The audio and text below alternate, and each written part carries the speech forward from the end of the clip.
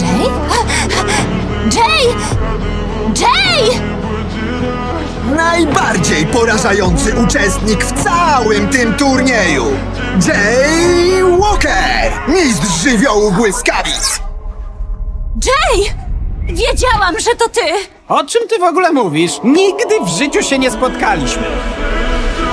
Mia, dzięki tobie uśmiecham się każdego dnia, kiedy cię nie ma przy mnie. Tęsknię tak bardzo, że czuję się całkiem pusty w środku. Zechcesz być moją Yang? Teraz się zdecydowałeś? Musimy na serio pogadać o twoim wyczuciu czasu, Jay. Właśnie czasu możemy już nie mieć. Oczywiście! Tak, tak,